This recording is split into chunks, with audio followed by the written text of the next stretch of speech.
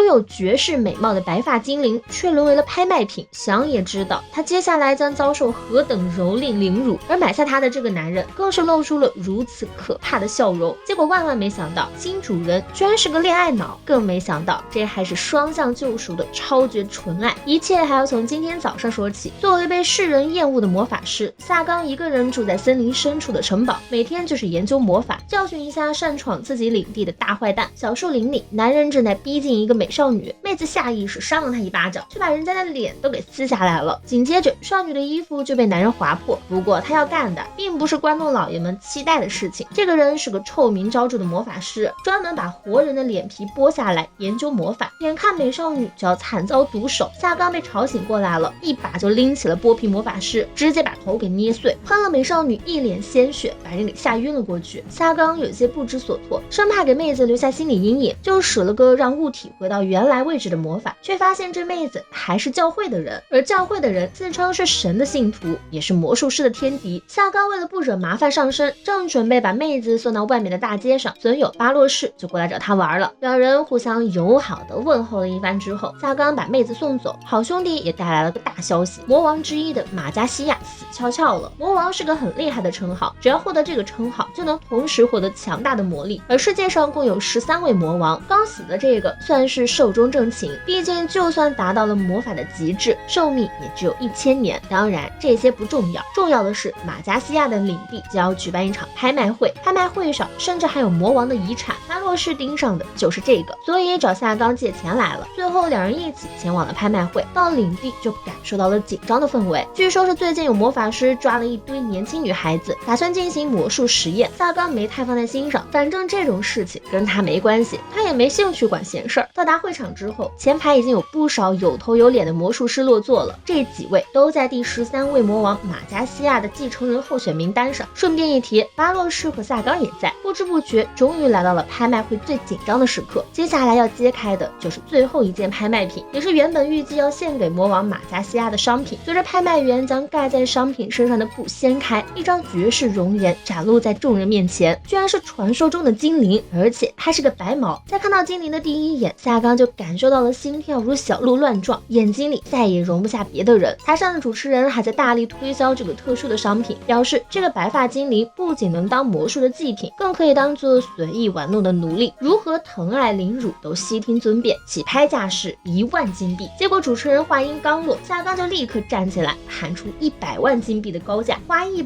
万买个精灵奴隶，这人一定很有钱吧，或者想对奴隶做一些这样那样的事情吧。不，其实100万已经是萨冈的全部身家了，他买下白发精灵也只是想看他对自己展露笑容而已。就这样，萨冈获得了梦寐以求的老婆，不过老婆脖子上的项圈也太碍眼了，可拍卖员说他们也不知道该如何解除项圈，萨冈只能先把老婆带回了自己的城堡。现在问题来了，从来没有和女人接触过的萨冈压根就不知道该怎么跟心爱的老婆相处啊，而且老婆沦为拍卖会上的奴隶，肯定吃了不少苦。萨冈只想赶紧治愈老婆受伤的心灵，他纠结了好一会儿该怎么打招呼，精灵却率先开口了，他问萨冈打算如何杀了自己。萨冈一脸仿佛被雷劈了的表情，老婆怎么会觉得我要杀了他呀？他急得口不择言，来了句你要是死了我会头大的，却被精灵误解为他不会让自己死得太痛快，说着眼睛还瞥向了一旁的刑具。萨冈悔不当初，早知道应该提前把虔诚者留下来的东西处理掉啊。他明确告诉精灵自己是不会杀掉他的，想问一下他的名字，却不知该如何开口。精灵却仿佛能听到他的心声，主动自我介绍，叫涅弗利亚，也可以叫他涅菲。萨冈在心里把老婆的名字夸了又夸，面上却还有坚持装逼，结果又被老婆误解了。涅菲居然掀开裙子露出胖子，让萨冈放心自己还是个处女，作为实验材料的价值没有任何受损。要说萨冈心里不荡漾那是不可能的，但他不仅想要涅菲的人，更想要他的心，所以又不得已解释自己也不会把他当实验材料。当然他也不可能说出真正的原因，其实是我对你一见钟情，想跟你结婚了啦。一想到接下来要跟香香软软的老婆同居，萨冈迫不及待想给涅菲安排房间，让他选一个自己喜欢的。涅菲对这样的好意无法理解，在他的认知里，自己作为奴隶被买走只会有2个下场，要么被凌辱完弄死，要么被当成实验材料弄死。更何况他在精灵种族里还是诅咒之子，大概从小就没有感受到什么善意，这副模样让萨冈想起了小时候的自己，他从有意识起就生活在垃圾堆里，靠翻垃圾和偷东西才活了下来。现在他也想给聂飞一个活下去的理由，于是他给他下达了第一个命令：从今往后，你的首要任务就是为我而活，因为他需要聂飞。听到这句话，聂飞终于主动站了起来，跟着萨冈去找房间。拐角的时候，一不小心踩空，差点掉下去。萨冈把握机会，一把将老婆揽在怀里，然后就不撒手了。意识到自己正牵着老婆的手的时候，小脸通红，直接把人带到最适合看风景的房间。一开门，里面全是前城主留下的刑具。聂飞看到后，心如死灰的张开双臂，让主人随意处置自己的身体。萨冈赶紧编了个自己都不信的理由，一个魔力弹就把里面的东西全炸了。不过聂飞看起来对房间还挺满意，因为出去就是露台，他情不自禁伸手托举起了月亮。萨冈也站到了老婆身边，和他并肩。聂飞请求萨冈让自己住在这里，毕竟这可是主人为他准备的房间呢。说着露出了被带回来后的第一个笑容。听到老婆向自己道谢，萨冈心里也暖烘烘的。而两人的同居生活才刚刚开始，房间被萨冈给炸了，聂飞只能暂时睡在主人的王座旁边。刚睡醒就看到主人端着早餐过来，结果萨冈因为不知道该怎么回应老婆的早上好，居然冷着脸让他赶紧吃饭。说完后，内心就开始疯狂后悔，这城堡里啥也没有，连早餐也是最简单的肉干和牛奶，连聂飞都看不下去，主动请求以后由自己为主人料理。萨冈难以掩饰内心的激动，我老婆要给我做饭，亲手做的饭，这对于一个母胎单身多年的魔术师来说，究竟是多大的诱惑？萨冈当场就一挥披风，带着聂飞去城里采购了。结果因为身无分文，只能走路去。好在没走多久，刚刚的马车就遭到了强盗抢劫。看着小娇妻露出害怕的模样，原本不打算管闲事的萨冈心思一转，想到聂飞以前可能就是这么被掳走的，于是一发攻击魔法，把那群强盗全给炸了，将老婆护在身后，空手接白刃。只是没有想到对面也有个魔术师，可惜他的实力远不如萨冈，被萨冈弹指一挥就炸成了渣渣灰。其他强盗见状也立刻四散逃跑，被救的那些人纷纷围上来道谢。马车老板还送了萨冈一袋子钱币作为谢礼，希望他能护卫他们进城。萨冈震惊，原来钱这么好赚嘛，而且这还是他第一次打坏人被感谢呢。虽然他只是单纯想告诉聂飞，强盗什么的不用害怕，但这何尝不是一个吸引老婆注意的好机会。所以在聂飞问起的时候，萨冈又开始装逼了，我只是教那些狂妄自大的垃圾们要有自知之明罢了。说完后才觉得羞耻，却没有注意到老婆正笑着默默注视他。上街之后，萨冈先带聂飞去了服装店，服装店的大姐姐一看到聂飞脖子上的项圈就懂了，直接搞了套让萨冈能当场立起来的情趣装。大姐姐你很懂嘛。萨冈又想看又怕老婆排斥，让大姐姐赶紧换一套。虽然下面这套女仆装也算情趣 play 中的一环，不过好歹比上一套正常多了，还满足了萨冈的性癖系统。聂飞就这么直接穿着走了。临走前，大姐姐还悄悄告诉他，有这么个珍惜他的主人可真好啊。至此，聂飞总算意识到了萨冈对自己的好，但他怎么也没有想到，萨冈居然又带他去了武器店，想帮他解除项圈。可惜这个魔术道具老板也无能为力，而且上面很可能还设了陷阱，如果不按照正确顺序取下的话，聂飞的头恐怕会被直接咔嚓。最好还是找到原本的钥匙，而钥匙大概还在原魔王城堡的某个地方。萨冈只能暂时作罢，却还是给了老板几枚银币当谢礼。老板坚决不收，表示1年前他们一家人曾经被萨冈救过，当时他们被吓跑了，现在刚好有机会道谢。萨冈就把钱收了回来，让老板不用太在意，心里却不敢置信，怎么感觉今天周围的人都这么友善呢？难不成是带了个美少女的缘故吗？殊不知是因为他变成了恋爱脑，身上的气质都变温柔了。天色已经很晚，萨冈就直接带聂飞下馆子了。没想到聂飞从小受虐待，就没好好吃过饭，就连刀叉都不会用，也不知道该从哪里吃起。萨冈就让他按自己喜欢的来，现在在他面前没有需要顾虑的人。聂飞就拿起叉子想插圆圆的果子，结果没插到，只好拿起勺子咬了一颗。哎，老婆连吃东西都这么可爱。聂飞还是第一次吃到这么好吃的食物，赶紧让主人也尝尝。结果没看